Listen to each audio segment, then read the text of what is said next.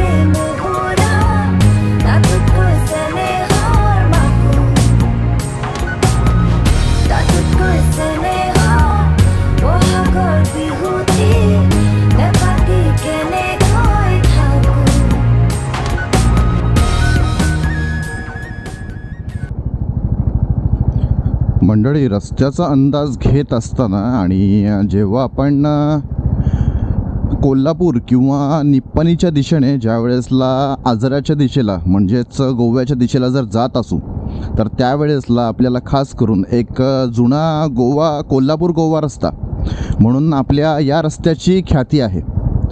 सध्याच्या घडीला रस्ता रुंदीकरणाचं काम चालू आहे. आता तुम्ही आपल्या आजूबाजूला पाहत असाल की जो जुना रस्ता होता तो पूर्णपणे खोदलेला आहे. मंडळी, हायवेवरून ज्या वेळेसला आपण या पॉईंटला येऊन थांबतो त्यावेळेसला आपल्यातल्या प्रत्येकाला असं वाटतं की यार आता गावामध्ये जायला म्हणून 2 रस्ते आहेत. एक रस्ता असं डावीकडं चालला आहे, एक रस्ता असं उजवीकडं चालला आहे. नेमका जायचं कुठल्या रस्त्याने?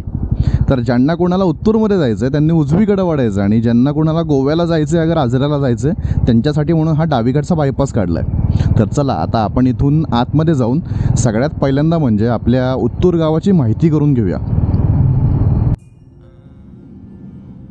मंडळी, उत्तूर गाव हे एक धार्मिक हृदयस्थान आहे. जोमकाई देवी ही या गावाची कुलस्वामिनी आहे. मंडळी, संपूर्ण परिसरात म्हणजे अवघ्या उत्तूर गावाच्या पंचक्रोशी तसेच 67 गावांची या संपूर्ण परिसरात श्रद्धेचा केंद्रबिंदू असणारी ही आपली जोमकाई देवी. मंडळी, उत्तूर गाव हे कोल्हापुरातील आजरा तालुक्यात वसलेले एक सुंदर आणि समृद्ध गाव आहे. गावाची लोकसंख्या सुमारे 8 ते 10 हजारांपर्यंत असून गावाचा परिसर डोंगराच्या कुशीत वसलेला आहे. परिसरात घनदाट जंगलं, लहान ओढे आणि शेतीसाठी उपयुक्त काळी माती आहे. मंडळी, इथं वर्षभर थंड आणि आल्हाददायक हवामान असतं. विशेषतः हिवाळ्यात आणि पावसाळ्यात हे गाव खूपच सुंदर दिसतं बरं का. हिवाळ्यात हिरवळ बहरते आणि छोट्या छोट्या धबधब्यांनी संपूर्ण परिसर नटलेला असतो. मंडळी, उत्तूर गावातील मुख्य व्यवसाय शेती असून भात, ऊस, नाचणी, भाजीपाला इथे मोठ्या प्रमाणात घेतला जातो. गावातील काही युवकांनी व्यवसाय म्हणून क्लिनिक, इलेक्ट्रॉनिक, बेकरी, हॉटेल्स आणि क्रिएटिव्ह क्षेत्रात पाय रोवले आहेत. गावातील बाजारपेठ ही आजूबाजूच्या गावांसाठी महत्त्वाची आहे बरं का. मंडळी, हे आहे आपल्या कोल्हापूर जिल्ह्यातील आजरा तालुक्यातील उत्तूर गाव. इथे आहे श्रद्धेची मंदिरे, हिरवाईची पखरण आणि माणसांचा सच्चा आत्मा. आज आपण आपल्या बुलेटवरून या गावाच्या गल्ल्या, देवळं आणि मन उलगडून पाहणार आहोत, फक्त बुलेट गुरुजीसोबत.